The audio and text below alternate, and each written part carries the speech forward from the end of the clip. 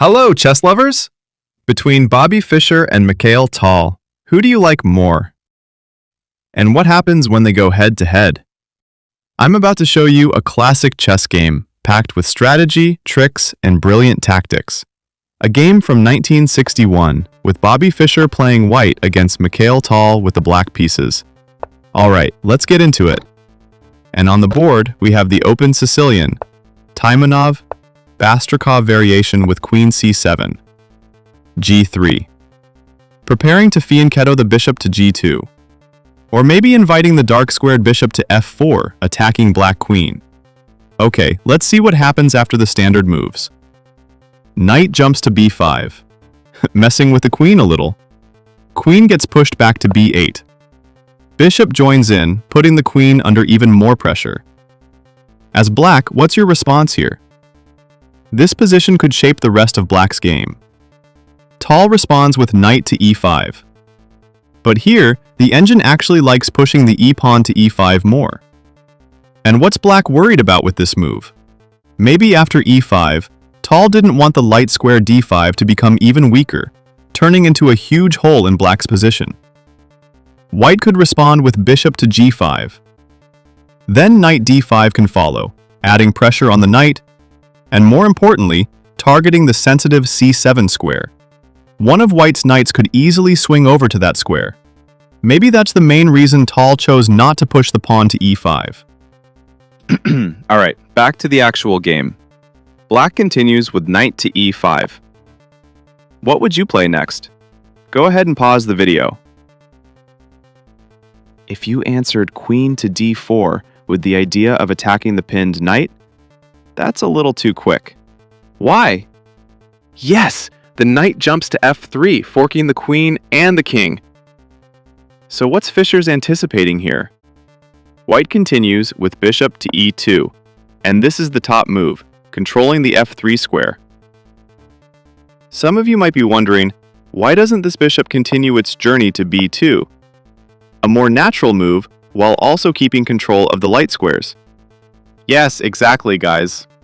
King will also feel much safer castling. But let's compare it to the actual move, bishop to e2. Besides controlling f3, bishop also covers g4, so there won't be any knight jumps there in the future. At the same time, the bishop still keeps its eye on the main diagonal, so the Sicilian knight has no chance to enter your territory. Your bishop becomes more flexible and multifunctional, and the queen can go after the Sicilian knight with much more confidence. Bishop to c5. Or if black goes for another move, let's say a 6, a very common move from Sicilian players, you don't need to react with the knight. Just stick to your plan, attacking the knight twice. If white responds with d6, just let your knight become the target of black's pawn. Simply castle, king safety matters more. If the pawn takes, next target! At the same time, you're putting triple pressure on the pawn, and your bishop looks absolutely hungry, ready to devour it. Here, the engine gives white a plus 2.4 advantage, because if the pawn takes, no good. Queen to d8 and mate. Okay, let's continue. No a6 here. Instead, the dark-squared bishop comes to c5, controlling d4. Bishop takes knight, queen recaptures, comes f4. Queen has to move. And queen drops back to b8. Pawn pushes forward, kicking the knight away. Tal lets the knight become a target for the pawn, continuing with a 6. Let's figure out the reason. For example, knight goes back home. You see, the light square e4 is no longer under control. It's very clear that queen's knight can be swung over to e4. This bishop is forced to move now. And then, the dark square d6 can be taken immediately by one of the knights. So, once it's on d6, it's going to become a real monster knight. Okay, let's back up. Black pushes the a-pawn to a 6. Takes, f takes g7, rook g8, counterattacking past pawn. Knight attacks the bishop, and bishop moves to e7, stopping the knight from going to f6. Queen moves to d4, supporting the knight as it jumps to f6. The rook comes in, attacking queen and also targeting the knight. Still, the knight jumps in and delivers a fork, attacking both king and rook. Bishop takes knight. Queen takes bishop. Queen c7. Target c2 pawn. Continue by castling, which also protects the pawn. Rook takes pawn. And then move to a1. King b1. Rook is under threat. Tal brings the rook back to a1. But my question is, why didn't black continue with the queen to a5? Maybe this is a question some of you have as well. Controlling the diagonal. A checkmate threat in just one move. Rook a1. It looks like a really frightening threat. But this is actually very simple. You just need to push the pawn to b3. Queen controls the long diagonal all the way to a1. Clearly this queen is in trouble. She has to protect the rook. And she's a bit passive since the king is under threat. The bishop immediately moves to h5, attacking f7 along with the queen. Let's take an example. Say the pawn moves to d5, then bishop d7. Yes, here you can respond with bishop to h5. Or a more advanced move would be the tactical shot.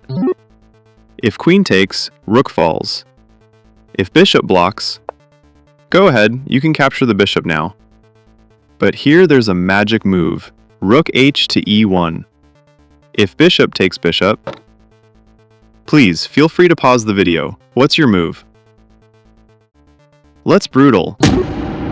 If king moves, pawn takes, check. Rook will be captured soon. Or, if pawn takes rook, queen check. King moves. Yes, rook takes and give check. Only move. Another check. Only move. Another check.